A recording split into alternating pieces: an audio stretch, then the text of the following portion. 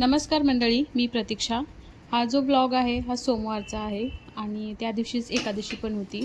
तसं तर मी मिनी ब्लॉगमध्ये अपलोड केला होता त्या दिवशी, श्रावण सोमवार दिवशी, पण फुल ब्लॉग अपलोड करायचा होता त्यामुळे, आणि रेसिपीचा व्हिडिओ अपलोड केल्यामुळे हा ब्लॉग थोडासा लेट येतो तुमच्यापर्यंत। तर मस्त अशी साबुदाण्याची खिचडी केली, कारण एकादशी असल्यामुळे। आणि किचन वट्टा बघा क्लीन करून घेतला, सगळे भांडे वगैरे आवरून। असा किचन वट्टा दिसला ना मग म्हणजे मन समाधान होतं, म्हणजे दुपारी थोडंसं शांत बसायला वगैरे छान वाटतं। आता सगळ्या गृहिणी माझ्याशी रिलेट करतील असं किचन वट्टा क्लीन झाल्यानंतर। आणि यांचं बघा काही सध्या तर आमचा प्रांशू इतका मायाळू भाऊ आहे ना, तो तिला खाली म्हणजे असं झोपवलेलं दिसलं की तिची माया करायचं काही सोडत नाही।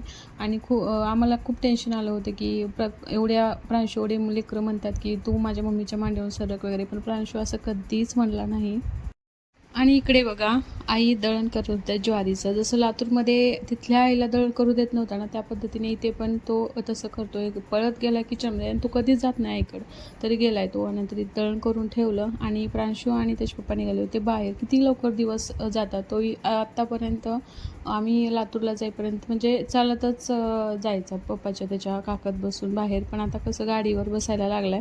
म्हणजे लेकरं खूप लवकर मोठे होतात आणि त्यांचे बालपणचे दिवस ना म्हणजे संपून जातात लगेच असं वाटतं यांच्याकडे बघून। आता 2 वर्ष किती लवकर गेले असं वाटते प्रांशूचे। तर बघू शकताय कसा बसतोय आता गाडीवर।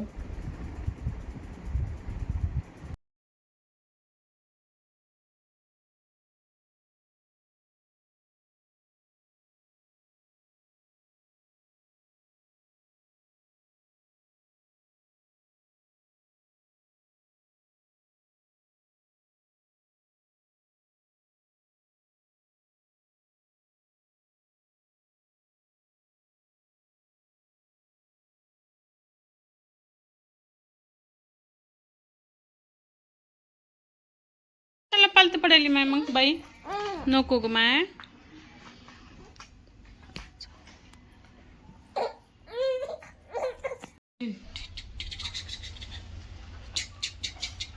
झिक झिक झिक झिक झिक झिक दादा तर शर्ट लिहून बसली।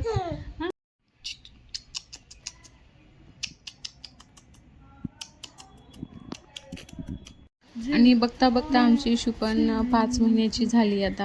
आणि हा जो टप्पा असतो ना, म्हणजे खूप आम्हाला टेन्शन आलं होतं की लवकर प्रेग्नन्सी राहिल्यामुळे म्हणजे 1 वर्ष पण झाला नव्हता प्रांशूला, तेव्हा लगेच ही सेकंड प्रेग्नन्सी आम्हाला समजली होती। त्यानंतर खूप टेन्शन आलं होतं, पण कोणताच दिवस राहत नाही।